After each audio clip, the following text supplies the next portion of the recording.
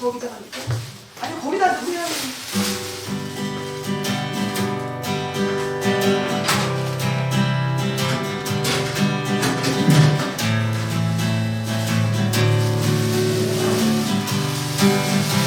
주님께 찬양하는 주님께 찬양하는 우리의 마음 얼마나 아름다운지 주님께 찬양하는 모든 순간 내 마음 천국일세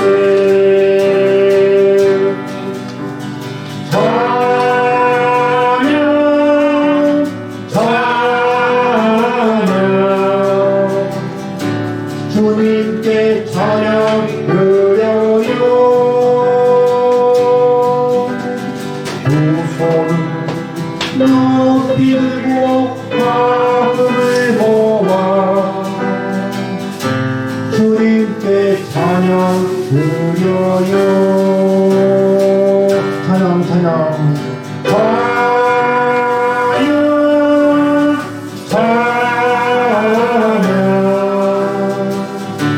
주님께 찬양 드려요 두 손 높이 들고 마음을 모아 주님께 찬양 드려요 주님께 찬양 드려요 주님께 찬양 드려요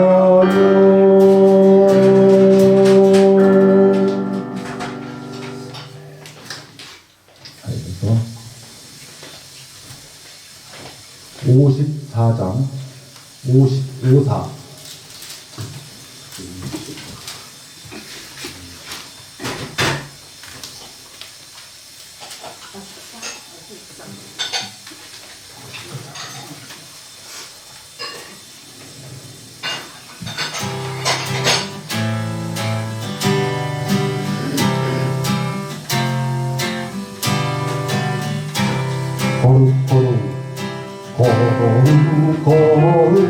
거룩 만군의 주여 거룩 만군의 주여 그 영광이 온 땅에 충만 그 영광이 온 땅에 충만 그 영광이 온 땅에 충만 거룩하신 주 존귀하신 예수 하나님 어린 양 존귀하신 예수 하나님 어린 양 온 세상 죄를 구속하셨네 온 세상 죄를 구속하셨네 온 세상 죄를 구속하셨네 어린 양 예수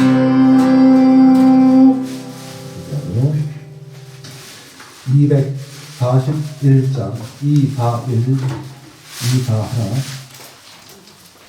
241장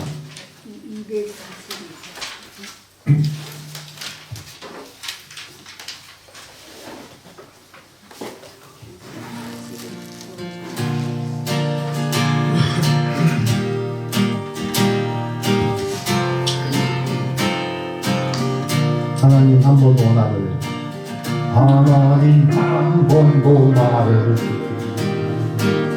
실망시킨 적 없으시고 언제나 공평과 은혜로 나를 지키셨네. 오신시하신 주, 오신시하신 주, 내 너를 떠나지도 않으리라. 내 너를 버리지도 않으리라. 약속하셨던 주님, 그 약속을 지키사 이끌어도 영원토록 나를 지키시리라 확신하네. 지나온 모든 세월을 돌아보아도 그 어느 것 하나 주의 손길 안 미친 것 전혀 없네. 오신시하신 주, 오신시하신 주, 내 너를 떠나지도 않으리라. 내 너를 버리지도 않으리라. 약속하셨던 주님, 그 약속을 지키사 이끌어도 영원토록 나를 지키시리라 확신하네. 오신시하신 주, 오신시하신 주, 오신시하신 주, 내 너를 떠나지도 않으리라. 내 너를 버리지도 않으리라. 약속하셨던 주님, 그 약속을 지키사 이끌어도 영원토록 나를 지키시리라 확신하네. 이후로도 영원토록 나를 지키시리라 확신하네. 아멘. 이거 벗어서 아니 따뜻해요. 이거 추울까봐. 아니 이거 벗어. 주보 주보내 가져왔죠? 아니 있어. 이거 갖다 놓고. 아니 있어. 284장 284 284장입니다. 이게 맛있다.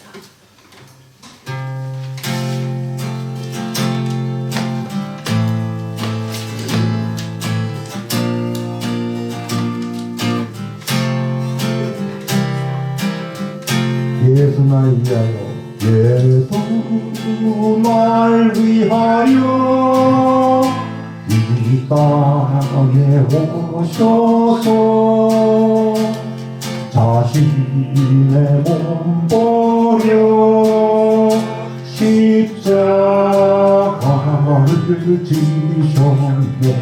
선하신 예수 온 세상 가운데 가장 높으시며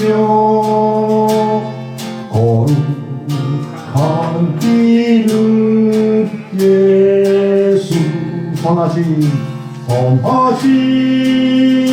예수 온 세상 가운데 가장 높으시며 거룩한 이름 예수. 아멘. 함께 선한 능력으로 찬양 드리면서 예배의 중으로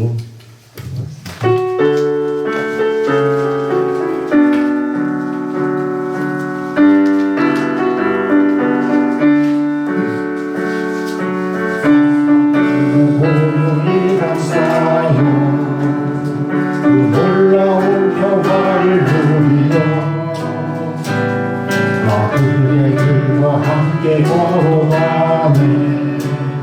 그대들과 생활을 여네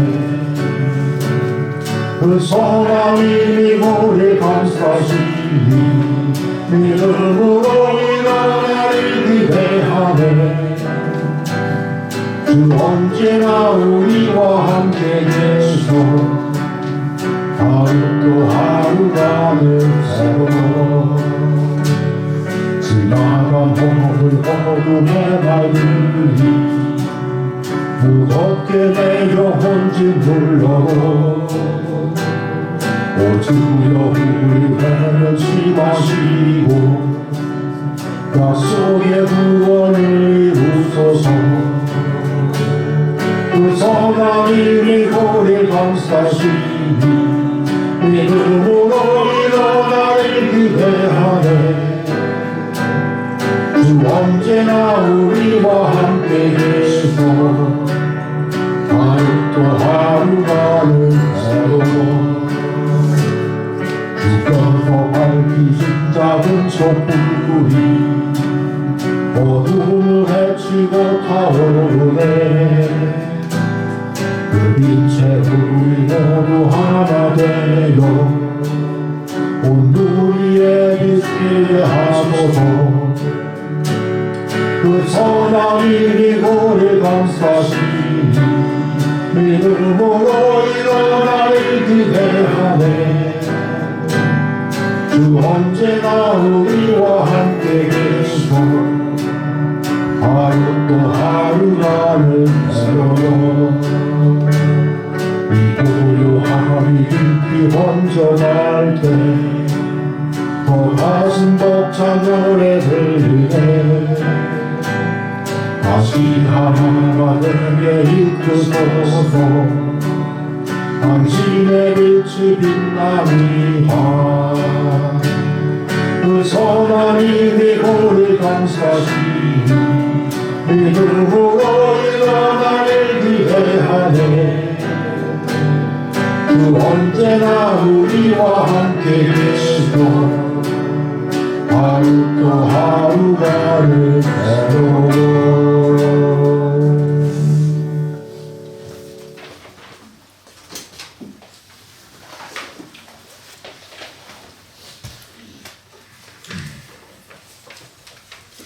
자리에서 일어나셔서 묵상기도 드리심으로 2월 11일 산상 변모주일 예배를 드리시겠습니다. 온 땅이여 여호와께 즐거운 찬송을 부를지어다 기쁨으로 여호와를 섬기며 노래하면서 그의 앞에 나아갈지어다 여호와가 우리 하나님이신 줄 너희는 알지어다 그는 우리를 지으심이요 우리는 그의 것이니 그의 백성이요 그의 기르시는 양이로다 감사함으로 그의 은혜에 들어가며 찬송함으로 그의 궁정에 들어가서 그에게 감사하며 그의 이름을 송축할지어다 여호와는 선하시니 그의 인자하심이 영원하고 그의 성실하심이 대대에 이르리로다. 아멘. 찬송가 20장 부르시겠습니다.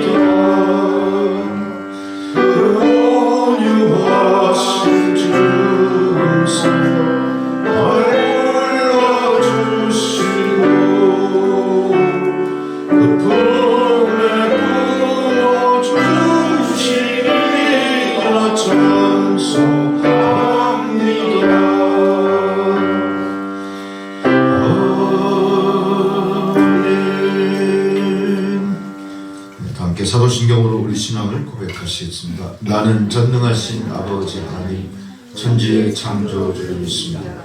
나는 그의 유일하신 아들 우리 주 예수 그리스도를 믿습니다.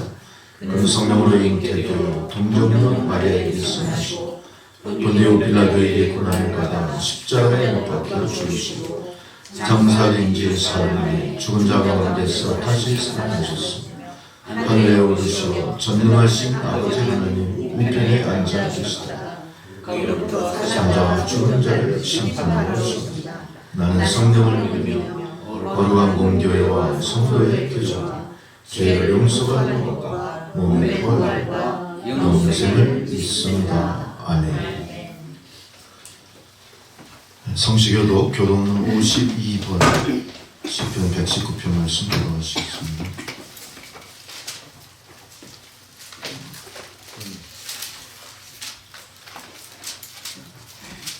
청년이 무엇으로 그의 행실을 깨끗하게 하리까? 주의 말씀만 지킬 따름이니이다. 내가 주의 기본으로 들었사오니 주의 길을 성공하지 않게 하소서. 내가 주께 범죄하지 아니하려 하여 주의 말씀을 내 마음에 두었나이다.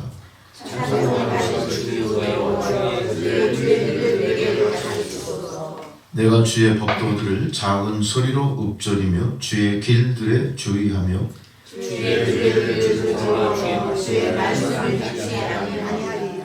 주의 법이 나의 즐거움이 되지 아니하였다면 내가 내 고난 중에 멸망하였으리이다. 내가 주의 법도들을 영원히 잊지 아니하며 주께서 영원히 나를 살게 하시리이다. 나는 주의 것이오니 나를 구원하소서. 내가 주의 법도들만을 찾겠나이다. 악인이 나를 열어라 엿보오라. 나는 주의 증거들만을 생각하겠나이다.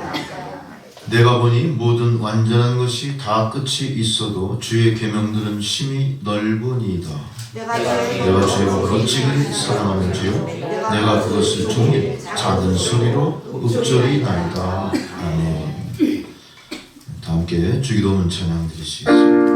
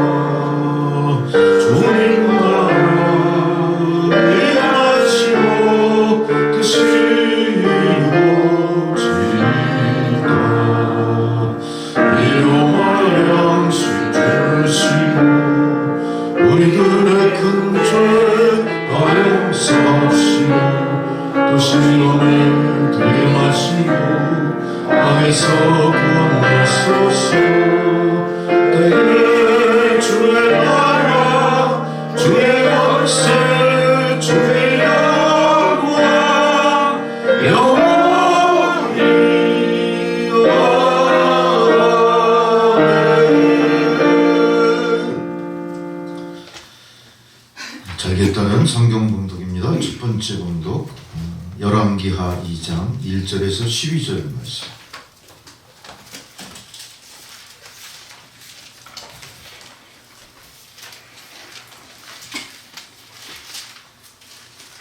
여호와께서 회오리 바람으로 엘리야를 하늘로 올리고자 하실 때 엘리야가 엘리사와 더불어 길갈에서 나가더니 엘리야가 엘리사에게 이르되 청하건대 여호와께서 너를 내게로 보내시느니라 하니 엘리사가 이르되 여호와께서 살아계시노라. 당신이 영원히 살아있으시고 맹세하되 내가 당신을 떠나지 아니하겠느냐 하는지라. 이에 두 사람이 세계로 내려가니 베들레헴에 있는 선지자의 제자들이 엘리사에게로 나와 그에게 이르되 여호와께서 오늘 당신의 선생을 당신의 머리 위로 데려가실 줄을 아시나이까 하니 이르되 나도 또한 아노니 너희는 잠잠하라 하니라. 엘리야가 이르되 엘리사가 청하건대 너는 여기 머물라. 여호와께서 나를 여기 보내시느니라. 엘리사가 이르되 여호와께서 살아계시노라. 당신이 영원히 살아계시고 맹세하니 내가 당신을 떠나지 아니하겠나이다. 그들이 여리고에 이르되 여리고에 있는 선지자의 제자들이 엘리사에게 나와 이르되 여호와께서 오늘 당신의 선생을 당신의 머리 위로 데려가실 줄 아시나이까 하니 엘리사가 이르되 나도 아노니 너희는 잠잠하라. 엘리야가 엘리사에게 이르되 청하건대 너는 여기 머물라. 여호와께서 나를 육안으로 보시니라 하니 그가 이르되 여호와께서 하나님과 당신의 영혼을 살아있고 맹세하노니 내가 당신을 떠나지 아니하리라. 이에 두 사람이 아니라. 선지자의 제자 50명이 가서 멀리 서서 바라보며 그 두 사람이 요단가에 서 있더니 엘리야가 그것을 가지고 말아 물을 치매 우리 이제 가지고 두 사람이 마른 땅을 건너더라. 건너매 엘리야가 엘리사에게 이르되 나를 네게서 데려감을 당하기 전에 내가 네게 어떻게 할지를 구하라. 엘리사가 이르되 당신의 성령이 하시는 역사가 갑절이나 내게 있게 하소서 하는지라. 이르되 내가 어려운 일을 구하는다. 그러나 나는 내게서 내가 주는 것을 내가 보면 그 일이 내게 이루어지려니와 그렇지 않으면 이루어지지 아니하리라. 두 사람이 길을 가며 말하더니 불수레와 불말들이 두 사람을 갈라놓고 엘리야가 회오리 바람으로 하늘로 올라가더라. 엘리사가 보고 소리 지르되 내 아버지여 내 아버지여 이스라엘의 병거와 그 마병이여 하더니 다시 보이지 아니하는지라. 이에 엘리사가 자기의 옷을 잡아 둘로 찢고. 두 번째 사도서관 봉독입니다. 고린도 후서 4장 3절로 6절의 말씀입니다.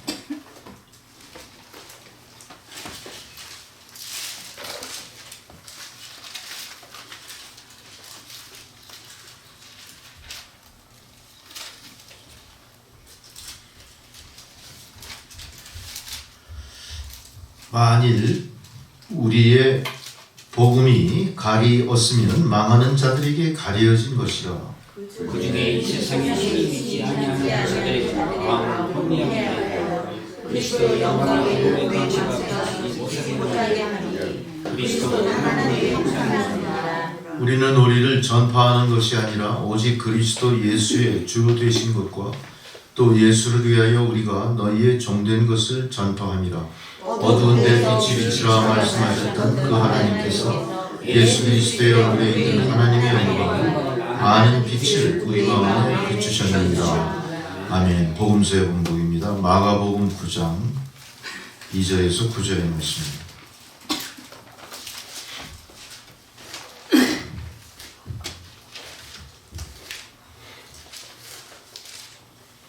엿새 후에 예수께서 베드로와 야고보와 요한을 데리시고 따로 높은 산에 올라가셨더니 그들 앞에서 변형되사 그 옷이 밤새가 사람과 얘기할 수 없는 매우 기억졌다.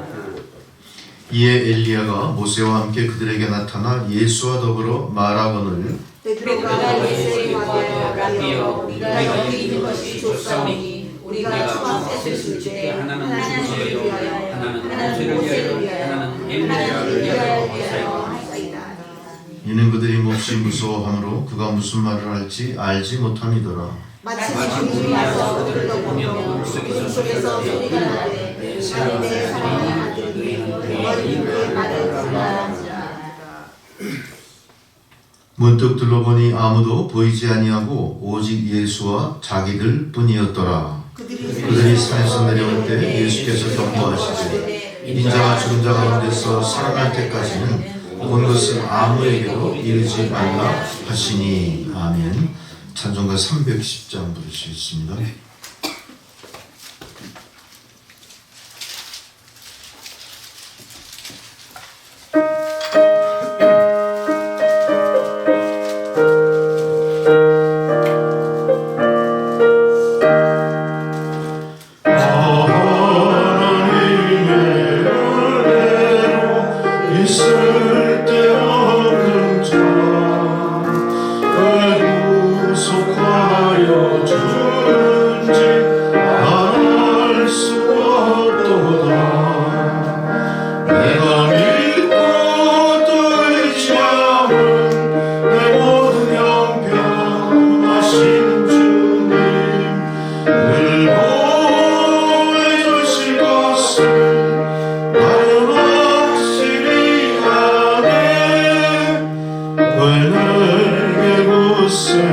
믿음과 또 복음 주셔서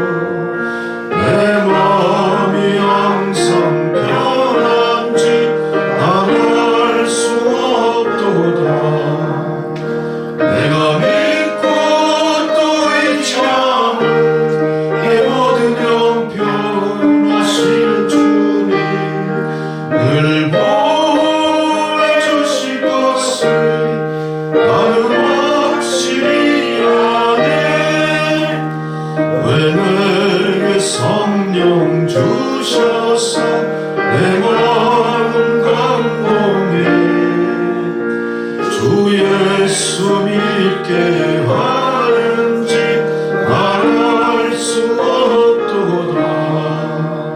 내가 믿고 또 의지하는 내 모든 형편하시는 주님, 늘 보호해 주실 것을 나는 확실히 아네. 언제가 임하실지 곧 밤에 혹낮에 또 주님 만날 그것도 말할 수 없도다. 내가 믿고 또 의지하는 내 모든 형편하시는 주님, 늘 보호해 주실 것을 나는 확실히 아네. 아멘. 할렐루야. 주의 말씀 느헤미야 8장 1절에서 6절의 말씀입니다.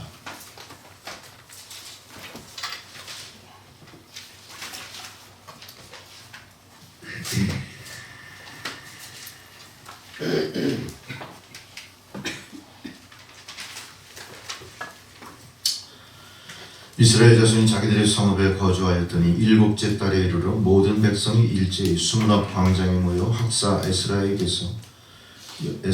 여호와께서 이스라엘에게 명령하신 모세의 율법책을 가져오기를 청하며 일곱째 달 초하루에 제사장 에스라가 율법책을 가지고 회중 앞 곧 남자나 여자나 알아들을 만한 모든 사람 앞에 이르러 수문 앞 광장에서 새벽부터 정오까지 남자나 여자나 알아들을 만한 모든 사람 앞에서 읽으며 모든 백성이 그 율법책에 귀를 기울였는데, 그때 학사 에스라가 특별히 지은 나무강단에 서고 그의 곁 오른쪽에 선 자는 마띠디아와 스마와 아나야와 우리야와 힐기야와 마아세야요, 그의 왼쪽에 선 자는 부다야와 미사엘과 말기야와 하숨과 하스바다나와 스가랴와 무슬람이라. 에스라가 모든 백성 위에 서서 그들 목전에 책을 펴니 책을 펼 때에 모든 백성이 일어서니라. 에스라가 위대하신 하나님 여호와를 송축하며 모든 백성이 손을 들고 아멘 아멘하고 응답하고 몸을 굽혀 얼굴을 땅에 대고 여호와께 경배하니라. 아멘. 할렐루야. 조희종 권사님 기도해 주시겠습니다.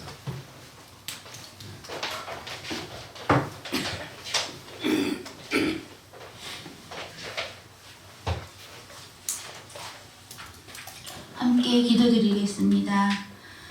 내 영혼아 여호와를 송축하라.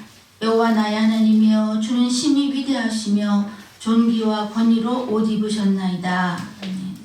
할렐루야. 사랑과 은혜가 풍성하시고 전능하신 여호와 하나님 아버지, 사랑과 은혜 감사드립니다. 오늘도 저희들을 사랑하시어 주님께 예배드리며 주님을 찬양할 수 있도록 모든 걸 허락해 주시니 감사합니다. 이 시간 성령님께서 저희의 마음과 생각을 주장하시어 마음과 정성을 다하여 영과 진리로 주님께 예배드릴 수 있도록 도와주옵소서. 예배를 방해하는 모든 악한 세력을 물리쳐 주시어 주님만을 바라보며 임마누엘의 복을 누리는 예배가 될 수 있도록 도와주옵소서. 하나님 아버지, 주님께서 허락하신 2024년도가 벌써 2월이 되었습니다.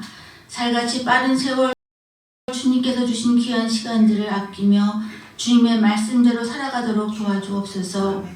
그러기 위해서는 날마다 영적 싸움에 승리할 수 있도록 도와주옵소서. 우리의 씨름은 혈과 육을 상대하는 것이 아니요 통치자들과 권세들과 이 어둠의 세상 주관자들과 하늘에 있는 악의 영을 상대함이라 하셨사오니, 하나님의 전신갑주 곧 진리로 허리띠를 띠고 의의 호심경을 붙이고 평안의 신을 신고 믿음의 방패를 가지고 구원의 투구와 성령의 곰 하나님의 말씀을 가지고 악의 세력들을 물리치며 승리할 수 있도록 도와주옵소서. 그래야 날마다 주님께서 기뻐하신 일을 위해서 더욱 힘쓰고 전력하여 이 땅의 삶을 다 마치고 주님 앞에 섰을 때 상급과 면류관을 예비하는 저희 모두가 될 수 있도록 도와주옵소서. 하나님 아버지, 이 나라와 민족을 위하여 기도합니다. 이 나라가 정치, 경제, 사회적으로 많은 어려움에 처해 있습니다. 이 나라의 지도자들에게 지혜와 능력을 주시옵고 진정한 나라 사랑하는 마음으로 사심없이 하나 되게 하셔서 이 어려운 국면을 잘 극복하도록 도와주옵소서. 다가올 총선에서도 하나님을 경외하며 나라와 국민을 진정으로 사랑하는 믿음의 사람을 세워주옵소서. 이를 위하여 모든 성도들이 하나님의 역사하심을 기대하며 믿음으로 기도할 수 있도록 인도하여 주옵소서. 우주 만물을 창조하시고 역사의 주관자 되신 하나님 아버지, 이 나라와 민족을 사랑하셔서 평화와 번영을 허락하시고 주님을 예배할 수 있는 참 자유를 주심에 감사드립니다. 그러나 아직도 저 북한의 김정은 정권은 악의 세력에 매여 하나님을 거역하며 전쟁으로 위협하고 있습니다. 남과 북으로 갈라져 전쟁의 위험이 사라지지 않고 있는 이 나라를 불쌍히 여기사 복음의 능력으로 주님이 허락하시는 때에 평화적 통일이 이루어질 수 있도록 도와주옵소서. 그리하여 폭정과 굶주림으로 어려움을 당하고 있는 북한 백성들도 자유를 누리게 하옵소서. 또한 세우신 북촌교회를 어둠의 세력으로부터 끝까지 지켜주시고 보호하여 주시어 앞으로 북한 땅에 세워질 수많은 주님의 몸된 교회의 그루터기 역할을 잘 감당할 수 있도록 도와주옵소서. 남촌교회 성도들이 북촌교회를 위해 기도하며 북한 선교의 사명을 잘 감당하게 하옵소서. 또한 남촌교회 성도들이 모이기에 힘쓰며 예배를 사모하며 말씀으로 더욱 온전케 되어 주님께 칭찬받는 남촌교회의 진정한 부흥이 이루어질 수 있도록 도와주옵소서. 복음을 들고 다케스칸에 나가 있는 윤기석 신한미 선교사를 비롯하여 세계 곳곳에서 하나님 나라 확장을 위해 쓰고 있는 선교사들의 건강과 안위를 지켜주시어 주신 사명 잘 감당하도록 도와주옵소서. 이제 말씀을 전하실 신정훈 목사님께도 영육간의 강건함과 성령 충만함과 말씀의 능력 허락하여 주시어 말씀을 전하실 때 성령의 도우심으로 저희에게 말씀을 듣는 귀를 열어주시어 하나님의 말씀을 올바로 깨닫고 결단하여 삶의 실천을 이루어 천국 백성으로 온전케 되어갈 수 있도록 도와주옵소서. 이 시간 주님께서 이 자리에 함께 하시어 예배를 통해 홀로 영광 받으시기를 원하오며 거룩하신 우리 주 예수 그리스도의 이름으로 감사하며 기도드리옵니다. 아멘.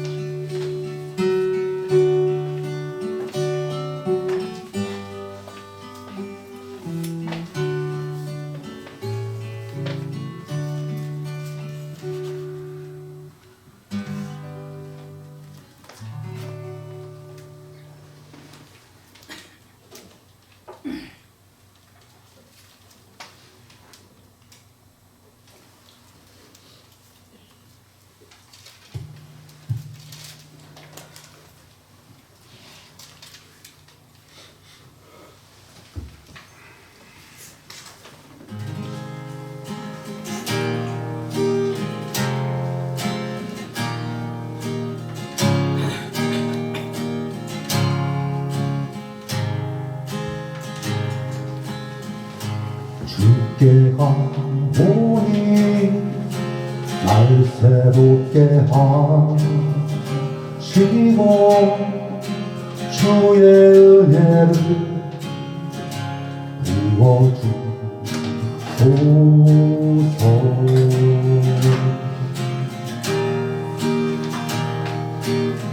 내 안에 발견한 나의 연약함 모두 벗어지리라.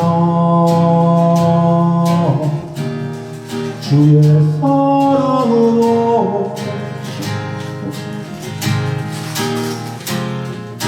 주 사랑 나를 붙드시고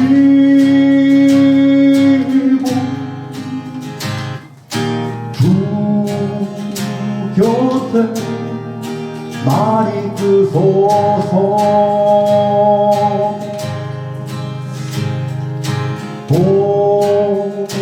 독수리 날개쳐 올라가는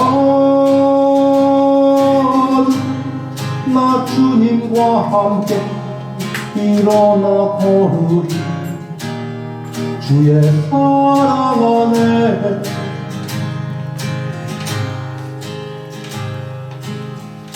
나의 눈 열어 주를 보게 하시고 보시고 주의 사랑을 알게 하소서.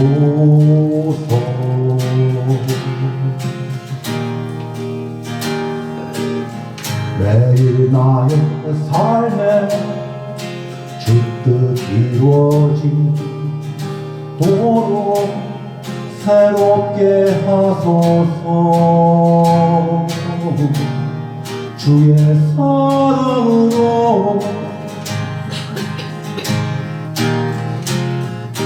주 사랑 나를 붙드시고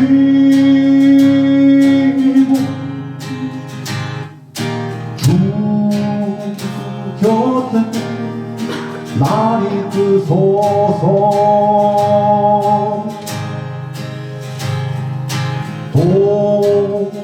독수리 날개쳐 올라가듯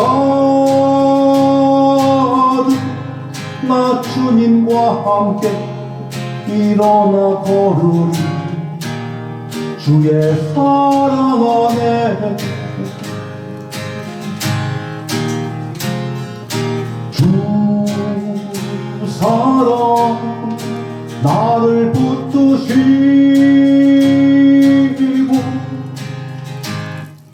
주 곁에 날 이끄소서.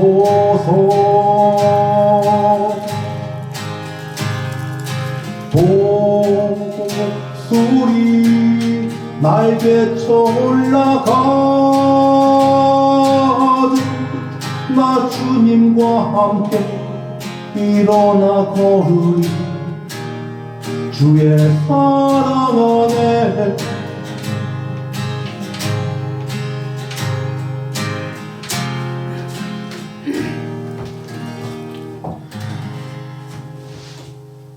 아멘. 아멘.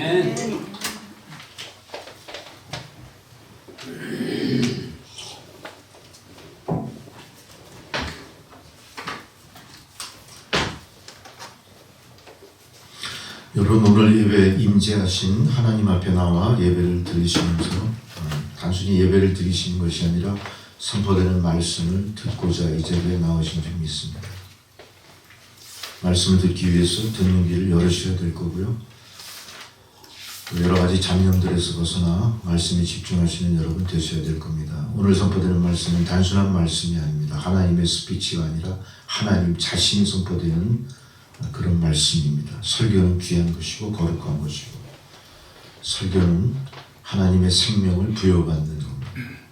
설교는 길든 짧든 우리가 판단할 수 없는 것이고, 설교는 그 의미가 깊든 얕든 우리의 지식으로는 그 깊고 신묘막측한 것을 이해할 수 없는 것입니다.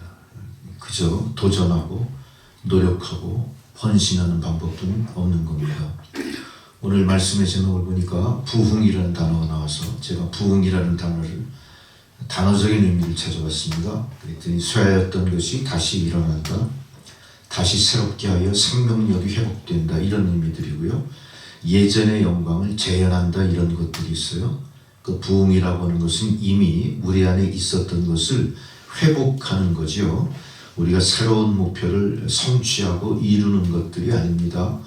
우리가 새로운 것들을 성취하고 이루는 것이라면 얼마나 큰 스트레스겠습니까? 그것이 이루어지고 이루어지지 않는 것 때문에 우리가 얼마나 마음에 큰 짐을 지겠습니까? 절망하겠습니까? 근데 그런 것이 아닙니다. 하나님께서 애초에 우리에게 주셨던 예전의 영광을 재현하는 거예요. 쇠하였던 것이 다시 일어나게 만드는 것들이에요. 하나님은 친절하시게도 이 방법에 대해서 오늘 성경 말씀을 통해 우리에게 지식을 전하시고 진리의 말씀을 전하고 계십니다.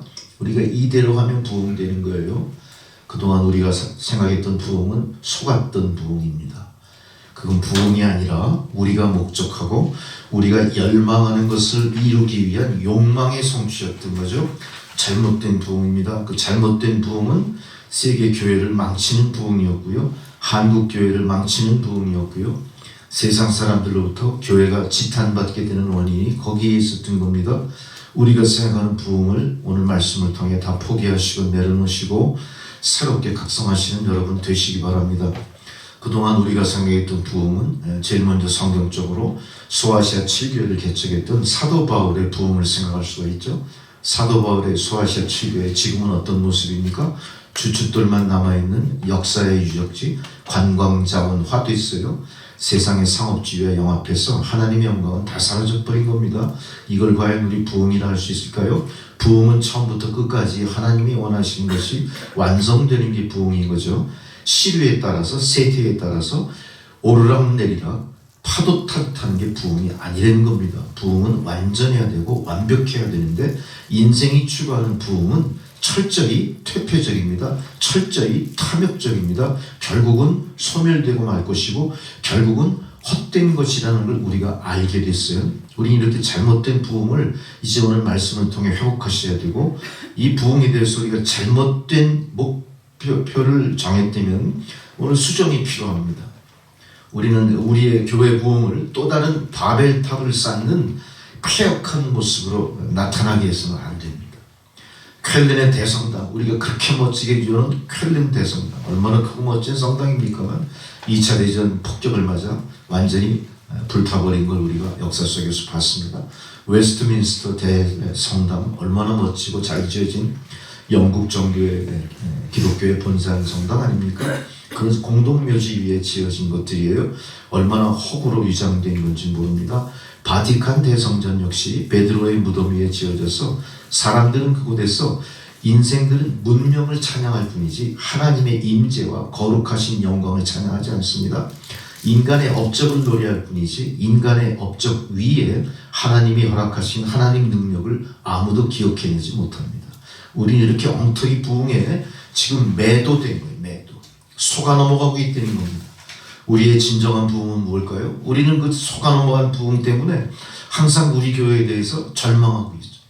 항상 우리의 믿음에 대해서 실망하고 그리고 항상 우리보다 더 부흥되고 더 많은 사람들이 모이고 더 멋진 성전을 갖고 있고 더 많은 영향력을 끼치는 교회를 목표로 부흥을 이루고자 애써왔던 거예요.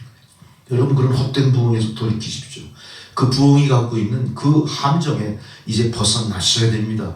우리가 다 함께 부흥은 교회의 일이고 나와는 무관하다 생각하시면 안 되고요. 부흥은 목사가 이끄는 것이 아니라는 사실 정확히 아시고요. 목사와 더불어 온 성도가 하나가 돼서 함께 이루어가는 부흥이 되어야 될 것이고요. 이 부흥에 대한 목표가 이제는 세상이 우리에게 보여주신 잘못된 목표에서 수정돼서 정말로 하나님이 원하시는 부흥으로 우리가 목표를 다시 잡아야 되는 거예요. 어떻습니까? 여기까지 말씀을 듣고 나니까 참 한심스럽죠?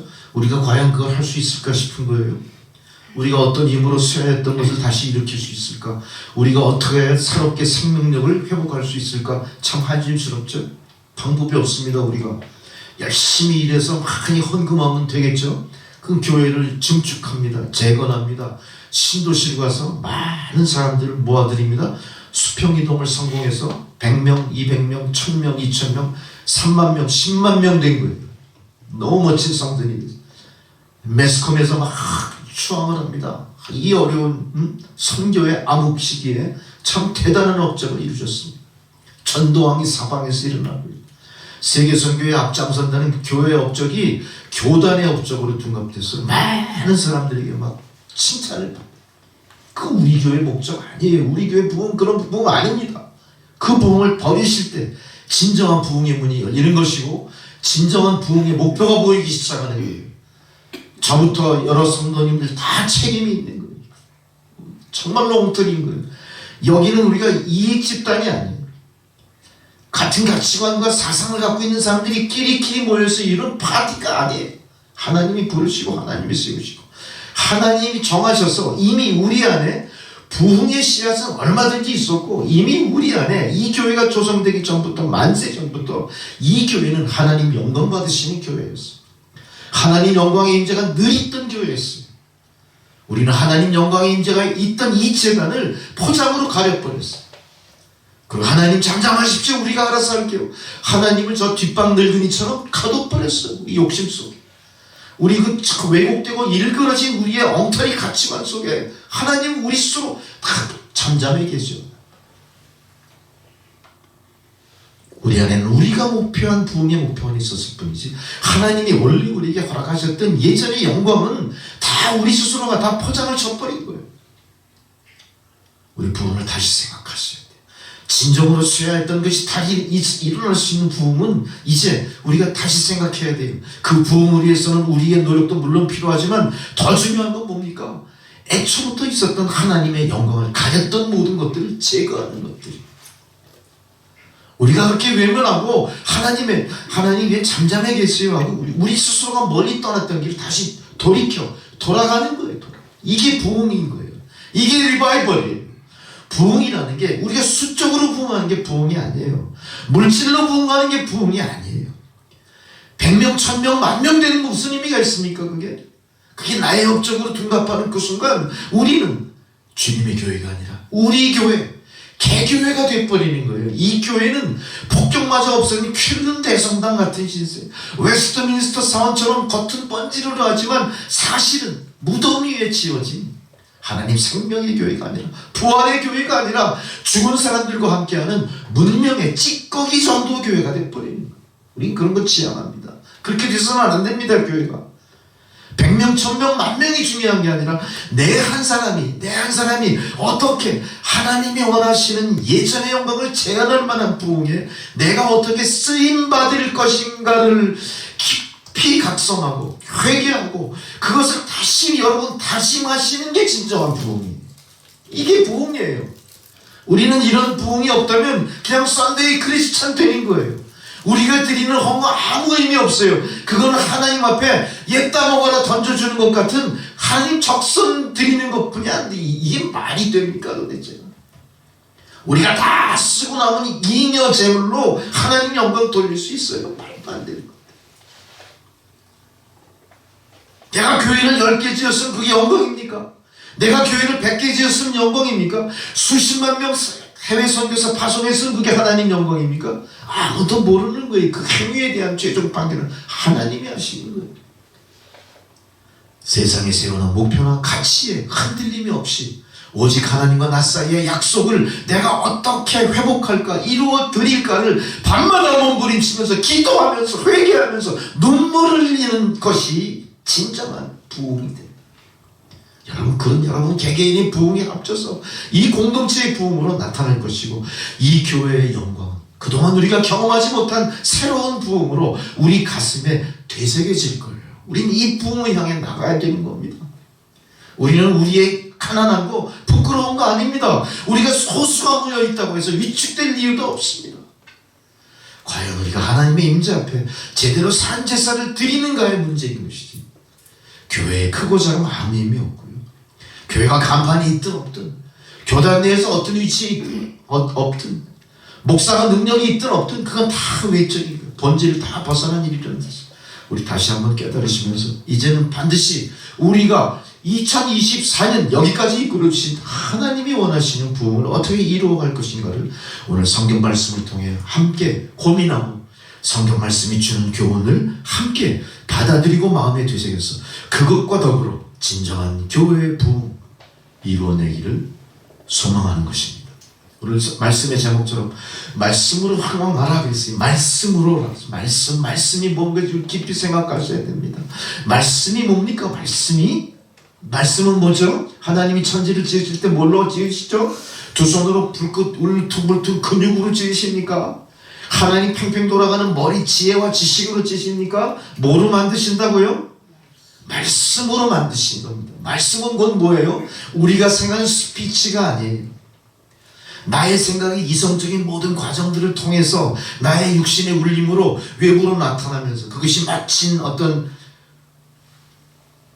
울림으로 상대를 감동감화시킬 수 있는 그런 음성으로 나타나서 그렇게 발표되는 게 말씀이 아니에요. 말씀은 뭐예요? 하나님 자신이래.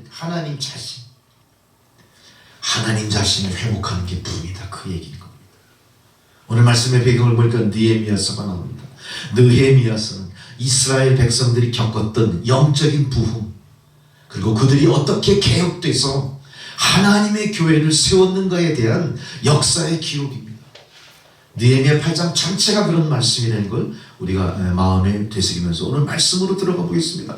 70년 동안 이 나라가요, 바벨론이라고 하는 나라의 포로가 됐었던 거예요. 바벨론 포로 70년 생활을 종지부짓고 본토로 돌아왔을 때 제일 먼저 한 일이 무엇이냐? 느헤미야 선지자를 통해서 토목공사를 일으켜요. 무너진 성벽을 다시 쌓습니다. 성전의 기초를 다시 세웁니다. 망가지고 매몰된 수로를 다시 뚫습니다. 큰 토목공사, 성전 재건, 이스라엘의 어떤 새로운 어떤 그 부흥의 그 출발이 대공사로부터 시작된 거예요. 사람들은 그런 분주하고 분주다상한 그 분위기를 통해서 뭘 생각해요? 마음이 막 어떻게 됩니까? 업되는 거예요. 업되는 거예요. 야, 이제 우리나라가 다시 70년 노예 생활을 끝내고 독립해서 이제 새롭게 부흥을 시작했구나. 사람들의 생각은 다 뭐에 갇혀 있어요? 부흥. 새롭게 됐다. 우리가 노예 생활을 종식시키고 이제 이스라엘이 이스라엘답게 일어난다. 이런 거에만 다 집착되어 있는 거예요. 그러나 중요한 건 뭡니까? 그들이 돌아 바라본 이스라엘 도성이 다 파괴되고 성곽이 무너진 것, 그것만이 아니라 이스라엘 백성 중에 생각이 있는 지혜로운 사람들은 뭘 생각했나? 성전만 무너진 것이 아니라 이스라엘 백성의 정신이 무너져 버렸구나. 정신이 무너져 버렸구나. 정신이라는 게 뭐예요? 그 나라의 자존심입니다. 그 민족의 그 민족 된 이유가 다 그 정신입니다. 진정한 애국심도 그 정신에서 나오는 거예요. 진정한 하나님 선민 사상의 자부심도 그 정신에서 나오는 거예요. 나의 신앙도 내 정신에서 나오는 겁니다. 내 신앙이 나의 업적에서 나오지 않습니다. 내가 현재 보유하고 있는 내 능력에서 나오는 게 아닙니다. 뭡니까? 내가 배우고 자라나온 모든 풍토, 모든 윤리, 모든 관습, 하나님과의 약속, 이런 모든 것들이 다 축약이 돼서 그것이 신앙으로 나타나는 겁니다. 이게 정신의 힘이에요. 이스라엘 백성들이 각성을 시작합니다. 우리가 다 무너진 성벽만 재건한다고 이스라엘의 영광이 재건되는 게 아니다. 우리에게 필요한 건 뭐냐? 허물어져 있는 심령을 재건하는 것이다. 이들은 영적 상태가 얼마나 최악으로 피폐되어 있는가를 각성했던 거예요. 할렐루야. 이런 각성이 바로 진정한 부흥의 첫걸음이 되는 거예요. 우리는 아무 이런 각성도 없이 우리 교회가 열심히 해서 교회를 부흥시키자, 열심히 전도해서 성도를 늘리자, 열심히 노력해서 헌금을 많이 하고 교회를 멋지게 중건하자, 이게 부흥이 아니란 얘기예요. 진정한 부흥은 뭡니까? 우리의 영적인 최악의 상태를 판단하고 바로 이것을 바로 잡아야 된다. 바로 이런 국민적인 각성을 통해 학사겸 제사장 에스라가 등장합니다. 여기서 학사는 율법 학자를 얘기하는 겁니다. 그리고 제사장이었던 에스라, 하나님 앞에 이스라엘 백성들을 대신해서 제사 드리는 이 사람이 말씀의 부흥회를 열게 되고, 이 말씀의 부흥회를 통해서 심령의 무너진 마음을 재건하는 일, 회복시키는 일을 시작했던 겁니다. 이게 지금 우리가 생각하는 부흥의 역사적인 첫 출발의 모습이었던 거예요. 여러분 생각해 보세요. 이런 에스라의 이 부흥의 첫 출발과 지금 우리가 지향하고 있는 부흥은 어떤 모습일까요? 어떤 성질의 차이가 있을까요? 어떤 괴리가 있을까요? 잘 생각하셔야 됩니다. 느헤미야는 예루살렘 성을 재건했지만 에스라는 허물어진 이스라엘 백성의 마음을 재건하는 데 집중했습니다. 아무리 성곽이 멋지게 재건이 되고 침략을 막기 위한 초롱성이 세워진다 하더라도 그 안에 살고 있는 이스라엘 백성들의 그 상처받은 심령이 재건되지 않고 하나님과의 약속에 희미해진 가운데 이방 나라 70년 지배를 통한 영적인 퇴폐, 영적인 퇴색은 다시 회복할 수가 없는 거예요. 에스라는 이거를 회복시킨 일을 했던 겁니다.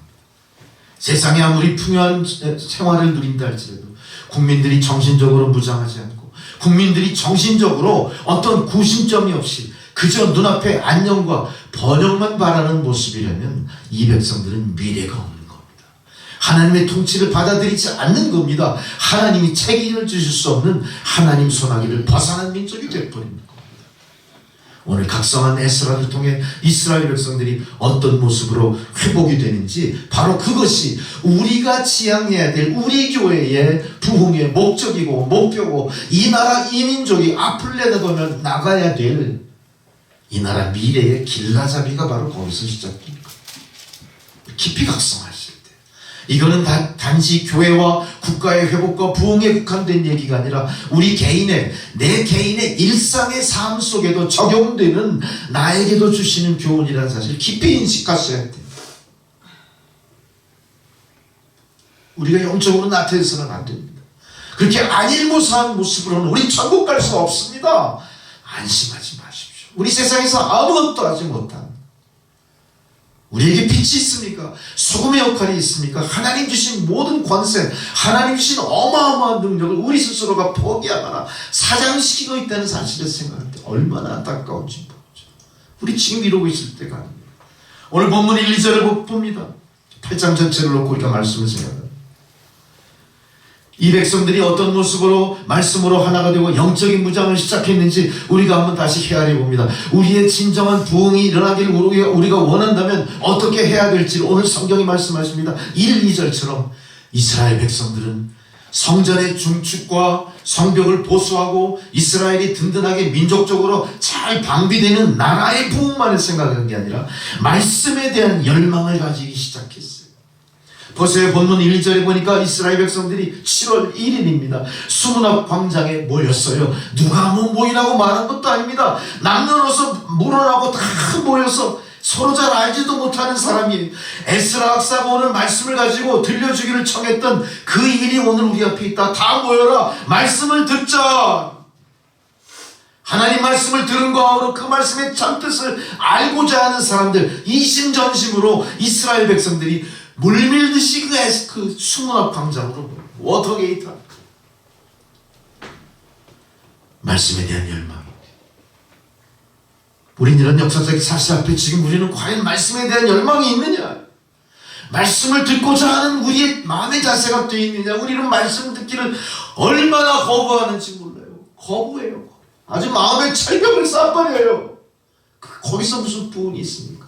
거기서 무슨 변화가 있습니까?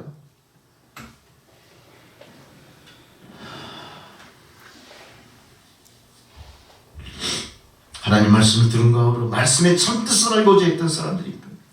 이들이 참으로 바라는 것은 무엇입니까? 우리들의 삶을 향상시키는 어떤 철학적인 어떤 사조를 가르침받는 것, 돌아가는 세상 시사를 해석해주는 그런 어떤 귀가 솔깃한 말씀 들으러 온 게 아니에요. 우리의 삶을 향상시키는 어떤 기법을 전수받으러 온 거 아니에요. 우리를 위로하고 끼리끼리 서로 웃고 떠들고 즐기려고 이 자리에 모인 게 아니란 얘기입니다.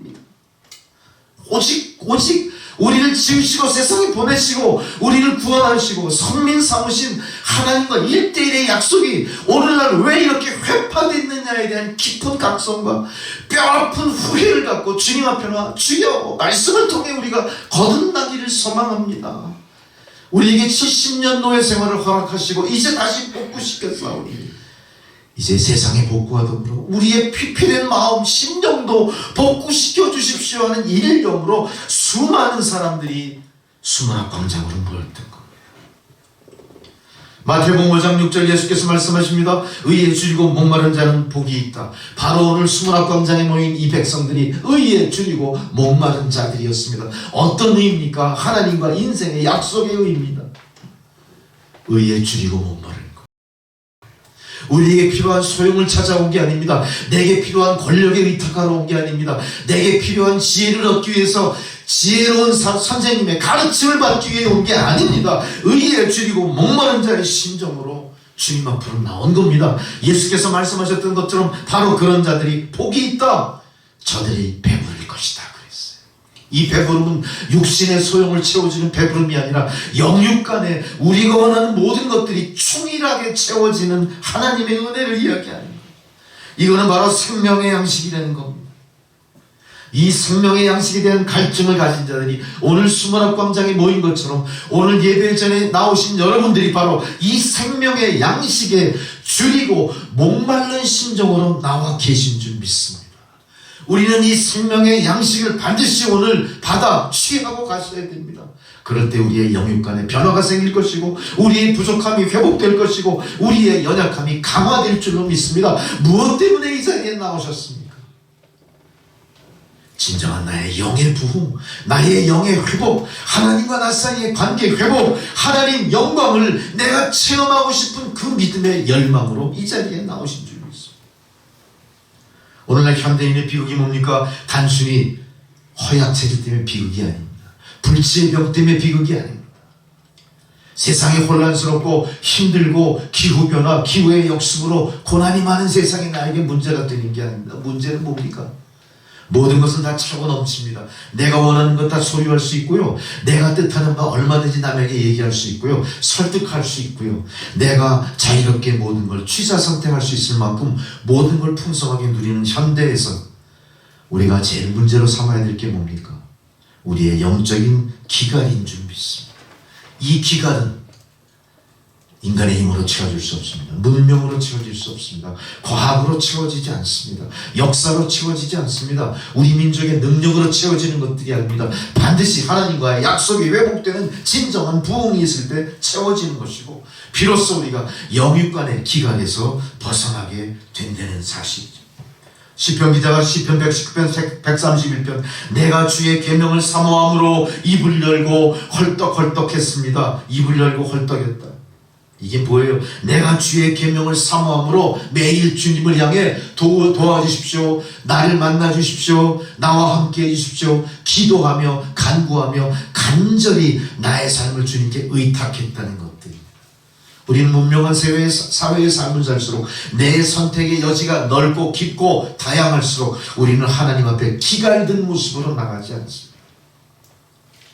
우리는 어떻게든 나의 인간적인 욕망, 나의 인생의 평안함을 추구하는 그 왜곡된 목적을 갖고 그것을 외골수로 추구할 뿐이지 나를 세상에 조성하시고 내보내시고 나의 존재를 만들어주신 하나님의 은혜는 다 잊어먹고 사는 겁니다. 오늘 주의 말씀에 대해서 기갈하고 입을 헐떡거릴 만큼 주의 계명을 사모하는 자들이 새벽부터 나와 하나님 말씀을 듣는 것. 본문 13절에 보십시오. 그들은 6시간이 부족했던 보세요. 본문 13절에 나온 게 그거예요. 영적 부흥을 갈망하는 많은 사람들에게 시간은 문제가 되지 않았던 겁니다. 아침부터 저녁까지 그들은 열심히 주의 말씀을 경청했습니다. 보십시오. 아침부터 저녁까지 말씀을 전하는 목사 한 사람의 열정으로 그런 일이 가능할까요? 아마 목사가 그런 짓 한다면 아마 다 떠나와 버렸을 거예요. 목사가 기도하는 도중에 눈을 딱 떠보니까 한 사람도 안 나왔어. 다 가버렸어. 이 핑계 저 핑계 다 가버렸어. 애들 밥 해줘야 되죠. 남편 퇴근하면 또 맞이해줘야 돼요. 다 바빠. 다 떠나갈 거예요. 그러나 오늘 이스라엘 백성들은 어떡합니까? 수문학 광장에 나와서 이거는 죽으면 죽으리. 내가 하나님 말씀을 통해 변화되고 하나님 영광의 임재를 깨닫지 못한다면 나는 한 발짝부터 여기서 물러날 수가 없습니다. 하나님 말씀하십시오. 하나님 생명의 말씀을 주시고 성령을 부어주십시오. 진정 우리 심령의 부흥을 허락해 주십시오. 이건 목사 한 사람의 열정으로 절대 될 일이 아닙니다. 제사장의 말씀을 제대로 선포하려는 에스라와 더불어 모든 평신도들, 모든 나라의 재건, 하나님 나라 재건에 열정을 쏟은 총독 느헤미야, 말씀을 써하는 백성들, 모든 사람들이 다 하나가 됐어. 한 마음으로 우리가 말씀으로 살겠다, 말씀으로 부흥하겠다고 하는 일심단결된 마음이 오늘 이스라엘 이 부흥의 이 장에 펼쳐지게 되는 겁니다. 유대 역사상 진정한 부흥이 바로 이때 수문학 광장에 모인 이스라엘 백성과 학사 에스라를 통해 나타나게 된 거예요. 그렇게 그들은 하나님의 말씀을 사모했던 것이고 이 이스라엘 백성들은 마음의 회복이 바로 하나님과 그 말씀을 듣고 리바이벌 부흥되는 거다. 이걸 이야기했어요. 자, 그렇다면 그들이 첫 번째 어떻게 하나님의 말씀을 사모했고 어떻게 말씀 앞에 모이게 됐는가? 1절에 보십시오. 본문 8장 1절에 보니까 모든 이스라엘 백성들이 에스라에게 율법책을 가지고 오기를 청해요. 이것은 이스라엘 백성 가운데 어떤 특수층에 속한 사람 몇 사람이 아니에요. 율법책은 특수층에 속한 몇 사람의 소유지만 그걸 갖고 와서 전 국민에게 선포하십시오. 백성 모두 전체가 거적적으로 하나님 말씀을 사모하는 가운데 그곳에 모인 거예요. 할렐루야. 아마 대한민국의 통일도 이런 마음이 전제되지 않는 이상 우리의 통일은 요원할 수도 있다는 사실 우리 다시 한번 깨닫습니다. 복음의 통일이 뭡니까? 우리가 전민족적으로 거족적으로 다 모여서 하나님 말씀해 주십시오. 우리가 분단 70년 80년 지구상 유일한 분단 국가로 남게 된 이유가 무엇인지 하나님 말씀해 주시고 우리를 회개하게 하시고 말씀으로 통일을 시작할 수 있게 해주십시오. 우리가 주님 앞에 나와 1시간이든 2시간이든 열흘이 됐든 100일이 됐든 10년이 됐든 말씀 앞에 하나님 부흥을 하러 가십시오. 그렇게 한 마음으로 부르짖지 않는 이상 통일은 영원할 수도 있다는 사실. 오늘 이스라엘 백성들이 70년 노예 생활을 종식시키고 다시 회복된 것들이 뭡니까? 전 국민의 일치 단결해서 하나님 말씀을 주십시오. 우리가 그동안 너무나 패역한 백성이었습니다. 우리가 추구하는 부흥은 가짜 부흥이었습니다. 욕심이었습니다. 패역함이었습니다. 주여 용서하시고 진정한 주님의 부흥을 허락해 주십시오. 이 진정한 부흥으로 우리가 일치될 때 남북 통일이 이루어지는 일이 있지 않겠습니까? 거국적으로 교회가 모일 수 있는 부흥, 이게 진정한 부흥입니다. 개교회의 부흥도 나쁘다는 얘기가 아닙니다. 부정한다는 얘기가 아닙니다. 개교회의 부흥이 거국적으로 전교회적으로 하나 되는 부흥으로 일치되어야 되는 게 우리의 목적이고 그것이 하나님이 바라보시는 우리의 변화요 하나님 부흥케 하시는 이유가 될 겁니다. 두 번째, 그들은 3절에 보니까 얼마나 열정적이었습니다. 새벽부터 오전까지, 새벽 오전 2시부터 해 뜰 때까지, 오전 10시부터 오후 3시까지, 길게는 13시간, 짧게는 5시간, 6시간 복음을 들었어요. 지루한 줄 모르고 복음을 들었습니다. 귀를 기울였습니다. 남자 여자 모두 알아들을 만한 모든 자니 다 모여서 하나님 말씀을 사모했대요. 새벽부터 오전까지, 오전 2시부터 해 뜨는 시간까지 13시간 동안 얼마나 멋진 일인지 몰라요. 우리가 이렇게 할 수 있어야 됩니다. 이게 도전입니다. 도전입니다. 우리는 설교가 길도 교회 떠나는 사람들이 있어요. 그 교회 설교 길어, 신목사 설교 길어, 들을 것도 없어, 지루해서 죽겠어. 내가 허리 앞에서 앉아있을 수가 없어. 그러고 교회 안 나오면 말이 됩니까 그게? 우리가 그런 모습으로 무슨 신앙생활을 한다고 그래요? 우리가 그런 모습으로 어떻게 예배를 드린다고 할 수 있어요? 우린 바로 이 에스라 학사 앞에 모인 이스라엘 백성들처럼 정오부터 했을 때까지 13시간을 하나님 앞에 열정적으로 메어 다닐 수 있는 그런 모습이라면 우리가 말하는 모든 진정한 부흥의 문이 활짝 열리게 될 줄 믿습니다. 교회의 부흥만이 아닙니다. 이러한 열정이 이스라엘 백성들을 회복시킨 것처럼 오늘 이러한 열정이 우리 교회를 회복시키고 여러분의 삶을 회복시키고 여러분의 개인을 회복시키고 여러분의 미래를 활짝 열어줄 거예요. 왜 걱정하십니까? 왜 자꾸 한탄하십니까? 절망하십니까? 믿음의 열정을 회복하십시오. 이것이 진정한 부흥입니다. 세 번째로, 그들은 5절에 보니까 8장 5절입니다. 에스라가 책을 펼 때 어떻게 하죠? 어떻게 했다고 그래요? 에스라가 책을 펴고 읽기 시작합니다. 어떻게 했습니까? 자리에서 다 일어나는 거예요. 우리가 말씀 앞에 이렇게 경건한 적이 있습니까? 사회사본을 필사할 때 사람들은 어떻게 했는 줄 아세요? 그 사회사본을 필사하는 사람들이 어떻게 했습니까? 하나님이라는 단어가 나올 때마다 우물로 가서 몸을 다 씻고 나와서 목욕제게 하고 다시 써내려가는 거예요. 한 문장을 해석하고 한 단어를 해석할 때 하나님이라는 단어가 6번 나왔어요. 어떻게 합니까? 6번 다 물에 가서 몸을 씻고 다시 나와. 의관을 정제하고 다시 그거를 써내려가기 시작할 만큼 이런 믿음의 열정이, 이런 믿음의 경외심이, 이런 믿음의 경건한 외적인 모습이라 할지라도 그런 것들이 기독교의 토양이 됐고 출발이 됐고 자부심이 됐고 사표가 됐던 거예요. 다 어디로 팔아먹고 잊어먹었습니까? 우리 안에 그런 경건이 남아있습니까? 교회 안에 그런 경건이 남아있습니까? 내 믿음 안에 그런 경건이 남아있습니까? 경외심이 있습니까? 하나님의 말씀을 진정으로 사모하시는 여러분들이라면 정말로 우리는 경건한 모습으로 말씀 앞에 나가셔야 되는 거예요. 말씀을 읽을 때마다 무릎을 꿇습니다. 말씀을 읽을 때마다 내 옷깃을 여깁니다. 말씀을 들을 때마다, 읽을 때마다 나의 심령에 최선의 것으로 그 시간을 주님 앞에 드리는 여러분 되시기 바랍니다. 이렇게 하나님 말씀을 존중하고 높이 여기는 경건적인 자세가 우리가 하나님 말씀을 사모한다는 증거가 될 수 있는 거예요. 이거 형식이 아닙니다. 나의 내면의 모습을 표현해 보여드리는 거예요. 내가 말씀을 경휼히 여기고 말씀을 우습게 보고 말씀 앞에 의관을 정죄하지 않고 그렇게 흐트러진 모습으로 나의 심령도 마찬가지인 거예요. 여러분, 우리 말씀 앞에서는 나의 자세를 다시 뒤돌아봐야 됩니다.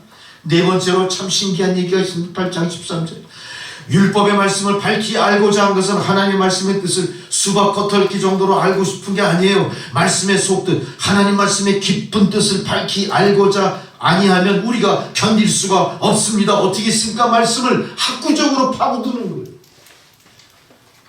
우리가 다시 이게 회복돼야 될 거예요. 우리가 전에 코로나 사태가 일어나기 이전에는 우리가 항상 그 밥상 공동체하고 서로 친교했죠. 그리고 오후에 꼭 우리 성경 공부를 했어요. 이 부족한 목사지만 뭔가 나름대로 준비했고, 여러분은 어려운 거지만 그걸 듣고 애쓰려고 했고요. 끊임없이 질문했고요. 그 어려운 질문에 이 목사가 골치를 많이 섞이면서도 그것이 계속 얼마나 좋은지 학구적으로 연구, 학구적으로. 우리가 지금 그러냐 이거예요. 학구적으로 하냐 이거예요. 그냥 목사가 얘기하면 그런가 보다. 금방 다 잊어먹어. 싹 다 잊어먹어. 메모도 그런 거 다 필요 없어. 그냥 어떻게 내가 이 시간을 1시간 만을 버텨내리라. 시간과 싸우는 겁니까? 그렇게는 나오지 마세요. 예수 믿는 거 아니에요. 그건 학구적으로 했습니다. 그들은 정말로 율법을 사모했습니다. 하나님 말씀의 깊은 뜻을 알고자, 그것을 알지 못하면 내가 견딜 수가 없는 심정이에요. 우리가 그렇게 해야 돼요. 성경 공부 안 되니까 바쁘다고 도망가는 성도가 아니라는 얘기입니다. 목사님 왜 우리 성경 공부 안 해요?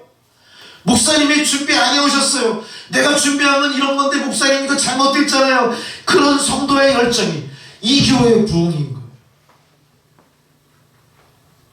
그들은 진정으로 말씀을 사모했습니다.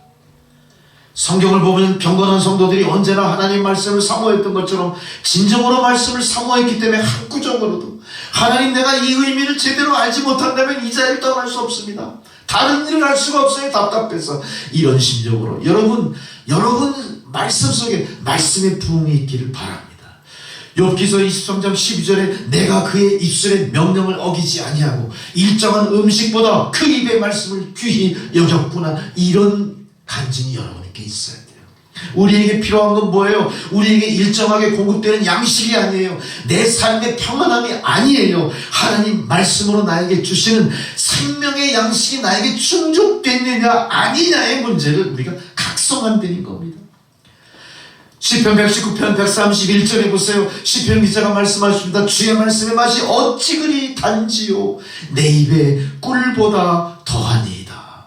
주의 율법이 어찌 그리 사랑스러운지요 내가 그것을 종일 묵상합니다. 내가 주의 계명을 사모함으로 종일 작은 소리로 읊조리나이다. 입을 열고 헐떡이나이다. 이렇게 고백하고 있어요. 이 고백이 우리의 고백이 돼야 되는 거예요. 이거는 시간이 지나도 시대가 바뀌어도 세대가 바뀌어도 우리가 똑같이 이거를 우리의 교훈으로 삼을 수 있어야 돼요. 여러분은 세상 풍조나 세상 문명에 그냥 거기 침투되고 동치돼서 사는 건 그건 불경한 겁니다. 그거는 우리의 구원과 아무 상관이 없는 겁니다. 하나님 축복과 전혀 상반되는 것들이에요. 우리가 그것을 극복하고 우리가 주의 말씀을 묵상하고 입을 열 때마다 주님을 찬양하고 아름다운 음료를 통해 하나님의 높고 위대하심을 찬양하는 모습들이 된다면 우리는 한 걸음 한 걸음 주의 성도로서 온전해지는 길을 가게 되니까 그것이 우리 안에 필요한 개인의 부흥이 될 줄로 믿습니다. 자, 그렇다면 두 번째, 이분들은 어떤 자세로 이 말씀을 받았습니까? 말씀을 받는 성도에게는 자세가 필요해요. 자세는 뭘 얘기합니까? 나의 자세, 피겨, 어떤 나의 이런 준비된 그런 거겠죠. 내가 준비되는 거, 준비되는 거. 자, 본문 5절을 보세요. 에스라가 모든 백성에 있어서 목전의 책을 딱 펼쳤어요. 그때 백성들이 다 일어납니다. 기립은 존경과 경의를 나타내는 표현이에요. 다 일어나는 겁니다. 그리고 6절에 보니까 어떻게 합니까? 하나님을 송축할 때 백성들이 손을 들고 어떻게 합니까? 아멘 아멘. 이 뭔 소리예요? 내가 오늘 선포되는 진리의 말씀에 동의합니다. 내가 주님의 뜻을 받아들입니다. 진실로 그렇게 되기를 원합니다. 여러분, 여러분의 입술 속에서 말씀이 선포될 때마다 아멘 아멘이 계속 연호되기를 바랍니다. 이것은 목사의 생각이 아닙니다. 하나님의 뜻입니다. 하나님과 교감하는 성도들이 아멘 아멘, 그 아멘을 연호하시면서 하나님 말씀을 받아들이고 하나님 말씀을 마음판에 되새기고 하나님의 성령의 임재를 체험하게 되실 줄 믿습니다. 세 번째로 뿐만 아니라 이들은 어떻게 합니까? 몸을 굽혀 얼굴을 땅에 대고 여호와께 경배했다. 몸을 굽히고 얼굴을 땅에 댔다. 이 모습을 딱 보니까 뭐가 떠올라요? 뭐가 떠오르십니까?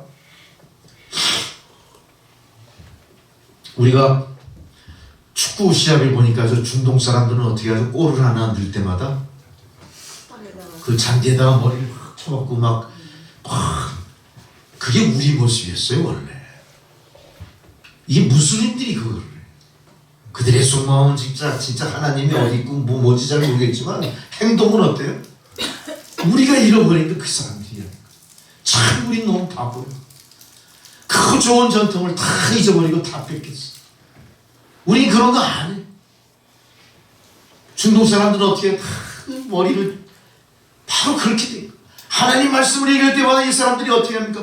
몸을 굽혀 얼굴을 땅에 대고 여호와를 경배했다. 이거는 말씀의 권위를 나타내는 거예요. 하나님이 지금 살아계시고 그 살아계신 그분의 말씀이 지금 내 귀에 들리나이다. 내 안에 역사하고 있습니다. 그렇기 때문에 내가 뻣뻣이 서서 들을 수가 없습니다. 앉아서 들을 수가 없습니다. 내가 내 머리를 땅에 대고 내 두 손을 주님 앞에 높이 들고 주여 감사합니다. 이렇게 아니할 수가 없다는 거예요. 나의 마음의 감동이 행동으로 이렇게 표현되는 거예요. 우리는 그동안 그걸 너무 많이 억제해 온 거예요. 우리가 지금 그래 보세요. 큰 교회 가서 당장 옆에서 손가락질하면 절제하십시오 막 그러더라고요. 절제하십시오. 딱 새벽 기도에 이러고 기도하니까 나가면서 내 옆에 와가지고 좀 조용히 하시면 안 돼요. 절제하십시오. 그러면 안 돼요. 하나님 앞에서 좀 어때요 우리가? 뭐가 부끄러워요? 이러지 못하는 사람이 부끄러운 거지. 하나님 앞에서 정잔 빼봐야 그 정잔입니까 그게? 하나님 무시하는 거예요. 그런 엉터리 부흥에서 우리가 벗어나요. 우리는 주님 앞에 아멘 아멘 말씀이 선포될 때마다 몸을 굽혀 얼굴을 땅에 대고 여호와 하나님을 경배하는 여러분의 모습이 돼야 됩니다. 이것이 한 번도 약속을 변개치 않으셨던 하나님과의 약속을 지켜내는 여러분의 모습이 돼야 돼요. 우리는 그렇게 열심히 주님 앞에서는 여러분들이 돼야 됩니다. 성도 여러분, 진짜 하나님을 사랑하십니까? 진심으로 사랑하십니까? 하나님 하신 말씀도 사랑하시기 바랍니다. 하나님만 사랑했으면 안 돼요. 하나님을 사랑하신다면 그분의 말씀을 사랑하셔야 되고, 하나님 분명히 우리에게 말씀하십니다. 말씀이 곧 하나님이다 이렇게 말씀하셨어요. 그래서 오늘 우리가 얘기하는 대로 말씀이 부흥의 요체가 되어야 될 것이고, 말씀이 부흥의 원동력이 되어야 될 것이고, 말씀이 부흥의 목표가 되어야 되는 것입니다. 우리에게는 건물이 목표가 아닙니다. 많은 수의 성도가 목표가 아닙니다. 교회의 프로그램이 목표가 아닙니다. 교회의 권력이 목표가 아닙니다. 이거는 부흥이 아니라 거짓 부흥일 것이고 우리의 부흥을 가로막는 걸림돌이 될 것입니다. 우리의 부흥은 뭡니까? 진정으로 하나님 내가 당신을 사랑합니다. 하나님 긍휼과 자비를 베푸소서. 하나님 저에게 주신 약속의 말씀을 내가 듣기에 저는 아무 권세가 없습니다. 저는 아무 공로가 없습니다. 그저 하나님 말씀하실 때 머리를 땅에 대고 주아리고 두 손 들어 주님께 아멘으로 화답할 뿐입니다. 여러분 정말로 하나님을 사랑하신다면 여러분 하나님의 말씀을 듣기 위하여 이 자리에 오신 줄 믿습니다. 무슨 목적으로 이 자리에 오셨습니까? 여러분의 목적이 변화되셔야 됩니다. 우리는 말씀으로 임재하시는 하나님을 만나기 위해 이 땅에 여기 오신 거예요. 예배 드리는 거예요. 하나님이 원하시는 대로 하나님이 원하시는 예배를 드릴 때 진정한 부흥이 시작되는 겁니다. 두 번째로 오늘 12, 17절짜리가 확대해서 본문을 봤을 때 그들에게 어떤 일이 일어나는지를 또 봐야 돼요.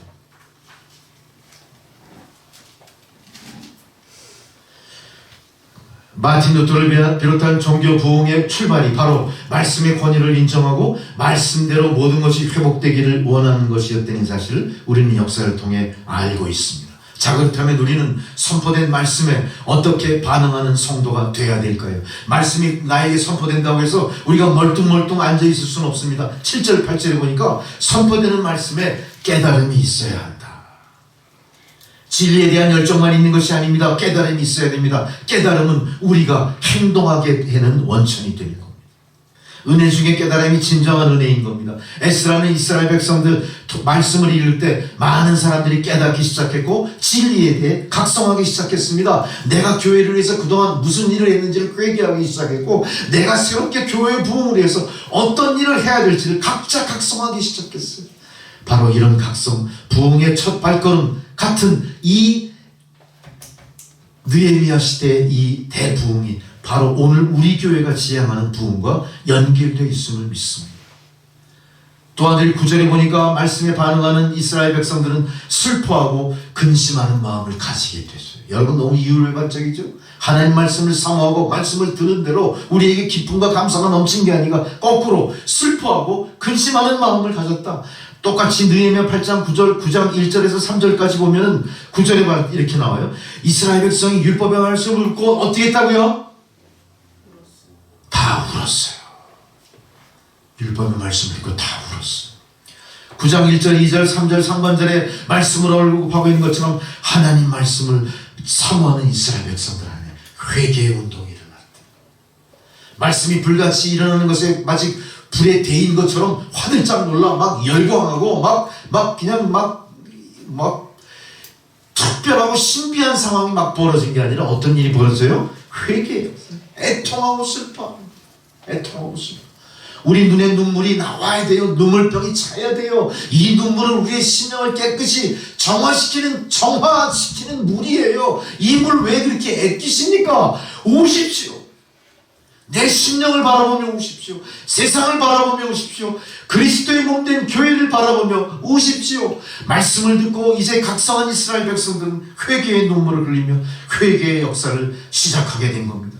마치 열왕기하 23장 요시야 왕의 종교개혁처럼 이제 각성하고 회개하고 눈물을 흘린 자들이 하나님의 일을 하기 시작해 우상을 타파합니다. 제단을 다 헐어버려서 가루를 내가지고 기드론 물가에 다 뿌려버릴 만큼 이 요시야 왕의 종교개혁이 어디서 일어납니까? 회개한 심령에서 나타납니다. 회개한 성도 여러분, 여러분의 개인의 삶이 변합니다. 교회 안에서의 직분의 의무가 바뀝니다. 내가 예수를 믿고 예배드리는 목적이 새롭게 됩니다. 이러한 대각성의 변화가 오늘 이스라엘 백성들처럼 오늘 이 교회 안에 일어나기를 주의 이름으로 축원합니다. 또한 이스라엘 백성들은 말씀을 접한 자마다 회개의 역사가 일어납니다. 죽어가는 양심, 영적인 양심이 회복돼요. 말씀을 회복한 사람에게는 바로 이렇게 회개의 역사가 일어나는 것처럼 회개는 우리의 삶을 퇴보시키는 게 아니라 다시 진일보하게 하는 또 다른 하나님 성령의 역사고 능력입니다. 회개가 수반되지 않는 그런 예배, 회개가 수반되지 않는 신앙생활은 가짜 신앙생활이에요. 철저한 회개를 두고 다시 우리의 어두운 영혼의 창을 깨끗이 눈물로 닦고 하나님 드린 말씀을 듣고 내가 얼마나 큰 죄인인지를 깨달으면서 다시 새롭게 여러분의 삶을 시작해 가시는 여러분 되시기 바랍니다. 두 번째로 12절 17절에 보니까 이렇게 회개한 백성들에게 드디어 뭐가 나타납니까? 기쁨의 역사가 나타나요. 본문 12절 17절에 보십시오. 뭐라고 표현되어 있습니까? 그들이 어떻게 했어요? 울고 회개한 그들 백성 앞에 무슨 일이 일어나요? 크게 즐거워하였다. 크게 즐거워하였다. 이스라엘 백성들이 말씀을 듣고 드디어 기쁨의 역사가 일어났습니다. 기쁨의 역사가 일어났습니다. 이제 말씀을 통해 하나님의 깊은 사랑이 무엇인지 그것을 알 수 있게 된 거예요. 여러분들이 말씀을 통해 하나님이 나를 얼마나 사랑하시는 걸 알 수 있다. 그동안 나에게 고난 주신 의미도 알 수 있었던 거예요. 하나님이 왜 나를 멀리 하셨는지 이유도 알 수 있었어요. 하나님이 앞으로 나의 삶을 어떻게 간섭하실지에 대한 가슴 벅찬 기대를 하다 보니까 어떤 일이 벌어져요. 기쁜 거예요. 생각만 해도 기쁜 거예요. 생각만 해도 감사가 넘치는 거예요. 우리 삶을 그렇게 짓누르고 있었던 모든 어둠의 그림자 사라지고 나를 힘들게 했던 모든 고통, 괴로움이 다 사라지고 기쁨이 막 넘쳐나는 기쁨이 넘쳐나는 성도의 삶이 드디어 시작되는 겁니다. 우리의 연약함과 실패와 실수에도 불구하고 하나님을 바라고 믿고 의지할 때 새 힘이 난다는 걸 우리가 알았어요. 용기와 소망을 가질 수 있다는 걸 알았어요. 하나님이 기뻐하시는 것은 곧 나의 기쁨이요 나의 힘이라는 걸 알았어요. 이제 우리의 방향과 우리의 부흥의 목표가 어떻게 됩니까? 하나님을 기쁘게 하시는 걸로 바꾼 거예요. 우리 교회가 목적하는 것이 부흥이 아닙니다. 내가 목표하는 것이 부흥의 목표가 아닙니다. 하나님이 원하시는 것을 해드리는 것이 부흥이라는 거야. 그것이 곧 뭐로부터 시작된다? 말씀의 부흥으로 일어난다. 드디어 우리의 생활에 개혁이 일어나기 시작합니다. 이제 13절에 보니까 말씀은 알면 알수록 내가 부족한다는 걸 알아. 말씀을 깊이 알고자 하는 생각이 점점 커가서 사람들 모일 때마다 목사님 우리 성경 공부합시다. 우리 소그룹 모임합시다. 우리 좀 시간이 너무 짧아요. 과제도 좀 내주세요. 일주일에 한 번 하는 거 우리 수요일날 예배 끝나고 합시다. 할렐루야. 이게 부흥 아닙니까 이게? 목사가 몸이 10개라도 감당을 해요 못해요? 목사를 괴롭히는 성도들이 되셔요. 다른 걸로 괴롭히는 게 아니에요. 목사님 우리 성경 공부 좀 합시다. 왜 이렇게 공부가 짧습니까? 좀 깊이 있게 해주세요. 좀 수준 있게 해주세요. 이런 좋은 교재가 있는데 우리 이 교재를 좀 공부합시다. 그런 부흥이 우리 남춘교회에 있길 바랍니다. 드디어 이렇게 말씀을 사모하는 자들에게 생활의 개혁이 일어납니다. 오늘 성경이 말씀하시는 거예요. 우리가 그토록 바랐던 믿음의 열매들이 하나씩 나타나요. 믿음의 열매는 우리의 영적인 생활, 영생에 필요한 모든 요인들과 더불어 나의 실존의 문제까지 영향을 미친다는 걸 알 수 있습니다. 이들이 어떻게 했습니까? 말씀으로 회개하고 이들이 생활의 죄를 깨달아요. 10장 30절에 뭔 얘기가 있습니까? 이방인과 자폰을 금지했다. 70년 바벨론 생활을 통해 이 이스라엘 민족의 사고방식, 관습이 다 무너지고 깨졌는데 결국 깨달은 겁니다. 우리는 하나님의 선민으로서 우리는 이방인과 자폰을 하면 안 되겠구나. 윤리 도덕적으로 각성이 시작됐다는 겁니다. 두 번째로 안식일을 거룩한 일로 드디어 지키기로 결단합니다. 술틀을 밟는 것 뭡니까? 포도주를 집어넣은 통에 발로 밟아가지고 포도주를 짜는 행위 안 해요. 뭐죠? 곧 생업을 준다는 생업. 주일날 하루 쉰다고 해서 굶어 죽지 않아요. 곡식단을 운반하는 것도 멈췄어. 식물을 서로 상매한다. 이게 뭡니까? 화수분하는 건 안 하는. 그 정도로 처치했어. 화수분이 뭐예요? 암술과 수술이 벌들이 날라서 이렇게 해줘야 돼. 그 상매라고 해요. 그것도 안 했어. 뭘 얘기하는 거예요? 철저히 하나님이 하지 말라는 걸 하지 않는다. 거래도 완전히 중지했다. 10절 31절. 31절 보니까 안식년을 지켜 거룩하게 지키기로 결단했다. 6년 일하고 1년 쉬는 안식년을 지키기로 드디어 결단하는 거예요. 지금 뭘 했다는 얘기입니까? 이 백성들이. 결국은 이스라엘 고유의 관습. 하나님의 선택받은 백성답게 변화되기 시작한 거예요. 이런 놀라운 일들이 변화되기 시작했죠. 이제 우리는 이런 생활의 개혁을 통해 하나님께 10장 35절에 보니까 첫 열매를 드리기로 각성하고 결단합니다. 하나님께 11조를 드리기로 결단했습니다. 10장 37절. 드디어 다섯 번째, 드디어 말씀을 이제는 우리가 듣고 고치는 것이 아니라 14절 18절에 보니까 이제 우리가 말씀을 들은 대로 실천하자. 실천 운동이 일어난 겁니다. 점점 하나님의 말씀이 우리 삶 속에서 뭐가 돼가요? 하이라이트가 그냥 말씀이 흩어져 버리는 게 아닙니다. 그냥 소리 없이 쫙 흡수돼 버리는 게 아니라 이것이 하이라이트. 우리의 삶을 이끄는 구체적인 걸로 나타나기 시작해요. 우리 생활 속에 말씀을 실천으로 옮기겠다는 각성이 시작됩니다. 그래서 율법을 읽다가 7월에 나팔절, 초막절을 우리가 거국적으로 지키자 이런 합의가 일어납니다. 율법의 다른 하나님 음성이 들려오지 않도록 우리가 1년 사시사철 모든 절기를 율법대로 지켜나가자. 뭘 얘기합니까? 하나님 선민으로서의 우리 백성의 도리를 회복시키자. 우리가 70년 동안 바벨론에서 노예 생활하면서 주권만 빼앗긴 게 아니라 하나님 약속까지도 버리지 않는다. 이거 우리 회복해야 돼요. 어떤 일을 해요? 7.7절, 초막절, 6월절 모든 관습을 다시 다 회복 복구시키는 거예요. 이들은 하나님 말씀으로 지난날 잘못을 철저히 회개했습니다. 과거의 말씀대로 살지 못하고 어긋난 생활을 하고 생활의 개혁을 하지 못했던 모든 것들을 다 이제 개혁하기 시작했던 겁니다. 할렐루야. 여기까지 부흥이 계속 이루어져요. 이 부흥은 지금 그때 그 당시로 끝난 것이 아니라 지금 이 시대 우리 남천교회에도 그대로 하나의 물결처럼 계속해서 도도히 흘러오면서 너희들도 이같이 하라. 이게 하나님의 명령이고 하나님이 우리에게 보여주시는 이 교회 부흥의 목표가 되는 겁니다. 이제 말씀을 맺고자 합니다. 17절에 말씀을 따라 살 때 우리 생활에 큰 기쁨이 있다는 것을 알았습니다. 하나님과의 바른 관계에 따라 그 말씀대로 나의 삶을 드릴 때 그동안 체험하지 못했던 새로운 기쁨이, 맛보지 못했던 삶의 즐거움이 여러분 가운데 용솟음치게 될 줄로 믿습니다. 이렇게 드디어 이스라엘 백성들은 말씀이 그 생활의 중심이 됐어요. 말씀이 국가 경영의 근간이 됐어요. 드디어 신측 디우트로노미, 하나님이 통치하시는 이스라엘 백성들로 회복이 됐다는 얘기입니다. 하나님이 돌보시고 보호하시는 나라는 영원 무궁이 변치 않습니다. 외세의 침략 다 막아낼 수 있습니다. 우리 대한민국이 그러합니다. 남북 분단이 그러합니다. 우리의 통일이 바로 그런 것을 지향하게 만듭니다. 우리가 어떻게 해야 됩니까? 잃어버린 관습, 하나님과의 약속을 회복하셔야 되고 하나님이 이 민족을 향해서 베풀었던 그 놀라운 은혜, 사랑, 돌보시는 손길을 이제 외면하지 마시고 다시 그 앞에 얼굴을 조아리고 두 손 들어 찬양하면서 하나님 도와주십시오. 하나님 통일을 시켜주십시오. 하나님 패역한 이 세상을 건져주십시오.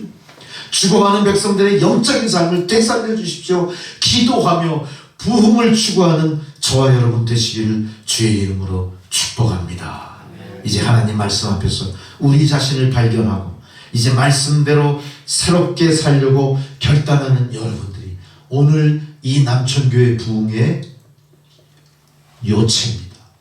또한 여러분은 진정한 대한민국 교회, 세계교회 부흥의 새로운 첫걸음을 내딛는데 앞장서신 분들입니다. 이제 이 일을 우리 교회가 감당하게 하실 줄 믿습니다.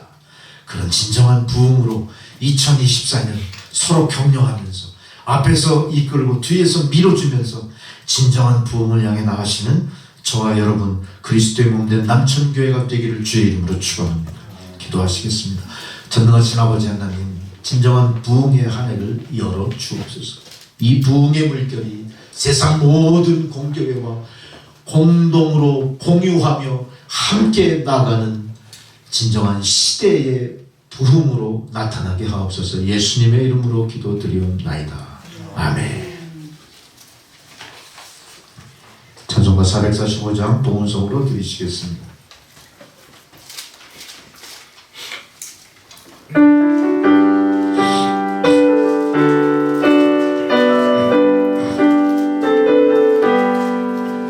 산을 넘어 한국에 가도 밑가운데로 걸어가면 주께서 항상 지키시기로 약속하는 메시아는 하늘의 영광 나의 맘속에 타고도 넘쳐 할렐루야를 힘차게 불러 영원히 주를 찬양하리. 캄캄한 마음에 달지라도 주께서 나의 길 되시고 나에게 밝은 빛이 되시니 길이 잃어버릴 염려없네. 하늘의 영광 나의 맘속에 차고 넘쳐 할렐루야를 힘차게 불러 영원히 주를 찬양하리. 광명한 그린 마음의 바다 찬란한 천국 바라보고 할렐루야를 힘차게 불러 날마다 빛을 걸어가리. 하늘의 영광 나의 맘속에 차고도 넘쳐 할렐루야를 힘차게 불러 영원히 주를 찬양하리. 전능하신 아버지 하나님, 귀한 말씀을 통해 말씀으로 부흥하게 하시는 주 성령을 우리 마음에 깊이 모셔드리며 성령의 은총으로 오늘 그리스도의 몸된 남천교회를 진정한 시대 모든 세상 공교회 선교하는 교회로 만들어가기를 소망하는 주의 백성들, 오늘도 주의 전에 나올 때 하나님 베푸신 은혜를 성별하여 예물을 드렸습니다. 이 예물을 받아 흠양하시고 사용되어지는 곳에 하나님 진정한 부흥의 역사가 나타나게 하옵소서. 예수님의 이름으로 기도드리옵나이다. 아멘. 할렐루야. 네, 교회 소식입니다. 우리가 벌써 2월 달이 중순으로 넘어가고 이제 세상에는 봄 기운이 서서히 싹 트오르는 그런 소망의 그런 시간들입니다. 여러분에게 세상이 겨울 그 한파를 딛고 봄을 바라보는 것처럼 여러분 마음도 부흥을 향해서 또 새롭게 됨을 향해서 힘차게 이렇게 일어나시는 그런 은혜가 넘쳐나시기 바랍니다. 우리 주위 분들 한번 둘러보시고 인사 좀 하시죠. 만나서 반갑습니다. 늘 건강하십시오. 늘 하나님 은혜가 넘치시기 바라고요. 부흥을 향해 한마음 됩시다. 자리에서 일어나셔서 620장 1절 부르시면서 축도라이브 마치겠습니다.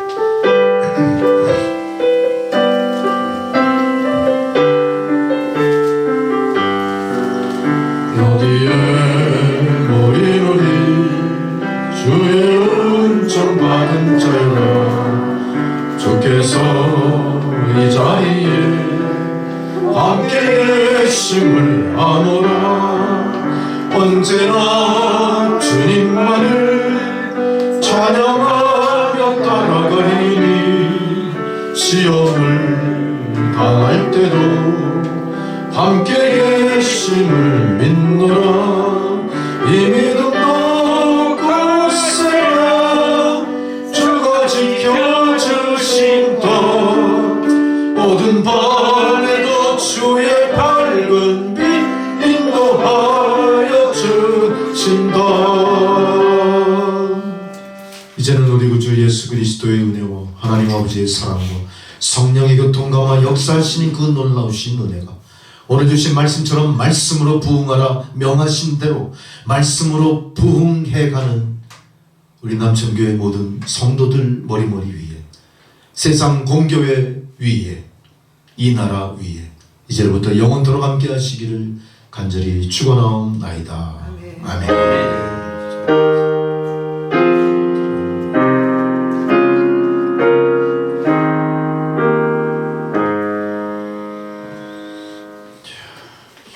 감사합니다. 예배를 마쳤습니다. 예배 뒤에 우리가 밥상 공동체 준비한 식사 나누고 가시면 되겠습니다.